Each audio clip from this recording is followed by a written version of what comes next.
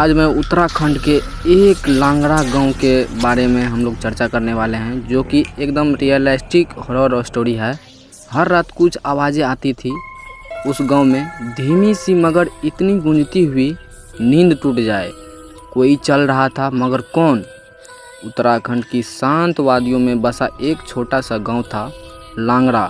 पहाड़ों के बीच बसा यह गांव जितना सुंदर था उतना ही रहस्यमय ही थी। यहाँ की हर गली हर मोड़ एक कहानी कहती थी, लेकिन एक हवेली की चर्चा सबसे ज़्यादा होती थी। वो था रावल हवेली।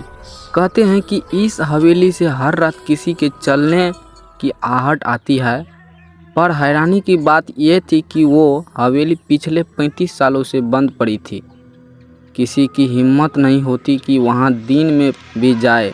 आदित्य एक युवा पत्रकार जो यूट्यूब चैनल चलाता था रियल भारत के नाम से, ये भूतिया जगहों की सच्चाई उजागर करता था। उसने इस बार रावल हवेली को चुन लिया। वो अकेला नहीं आया था, साथ थे उसके दो दोस्त, कृतिका एक कैमरा ऑपरेटर और राहुल साउंड इंजीनियर। तीनों ने गांव के पास एक छोटा सा गेस्ट हाउस लिया।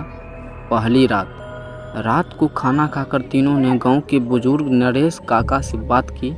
काका ने डरते हुए कहा, बेटा वो हवेली सिर्फ ईंट का ढांचा नहीं है, वहाँ कुछ है जो सोया नहीं है। वह हवेली सालों से बंद पड़ा है, मत जाओ वहाँ।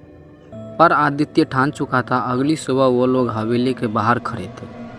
हवेली को देखते ही सिरहन सी दौड़ गई। वहाँ पर टूटी हुई खिड़कियाँ काले पड़ चुके थे, पत्थर और हवा में अजीब सी गंध। कृतिका ने कैमरा चालू किया और राहुल ने ऑडियो सेट किया। हवेली के अंदर की आहट। जैसे ही तीनों के अंदर घुसे, दरवाज़ा अपने आप बंद हो गया। राहुल डर कर बोला, ये हवा नहीं थी, किसी ने बंद किया है। भीतर अंधेरा था, लेकिन आदित्य ने टॉर्च जला ली। दीवारों पर कुछ पुराने चित्र थे, पर उनमें से एक चित्र हिल रहा था।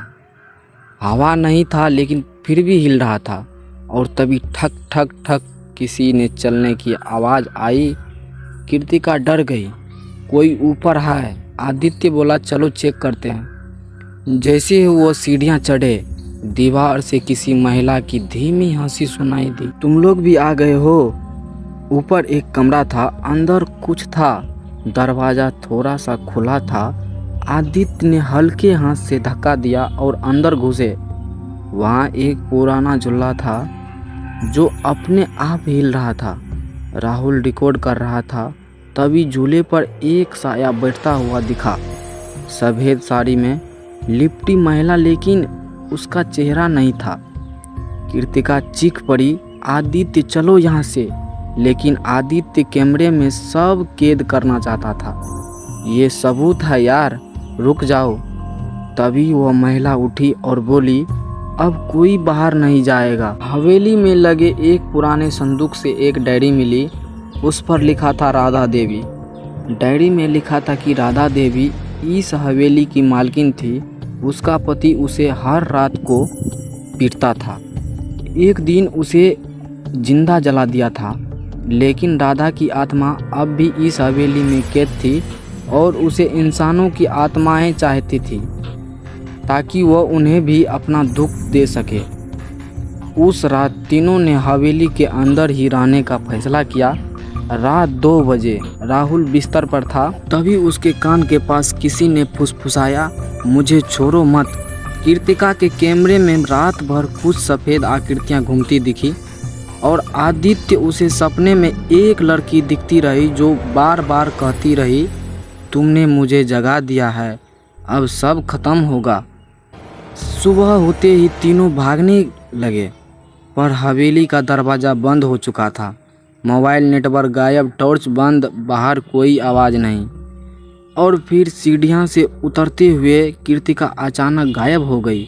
चीख सुनाई दी, मगर वो कहीं नहीं मिली। राहुल और आदित्य चौकन्ना हो चुके थे। दीवार पर खून से लिखा था, एक गया 2 बच्चे हैं, अब किसकी बारी है? लेकिन सवाल यह है कि क्या कोई बच पाएगा, या फिर राधा देवी के हवेली में हमेशा के लिए कैद हो जाएंगे? क्या आदित्य और राहुल इस डरावनी जगह से जिंदा बाहर निकल पाएगा? कृतिका का क्या हुआ? क्या वो अभी भी जिंदा है? और वो आत्मा अब क्या चाहती है? इस रहस्यमय और डर के सागर में डूबने के लिए तैयार हो जाइए, क्योंकि पार्ट 2 में होगा असली खेल शुरू। अगर आपको ये कहानी पसंद आई हो तो लाइक करें और शेयर करें और चैनल को सब्सक्राइब ज़रूर करें। पार्ट 2 जल्द ही आ रहा है, इंतज़ार कीजिए, लेकिन सावधान रहिए, क्योंकि अब आहट सिर्फ हवेली में नहीं, आपके पीछे भी हो सकती है।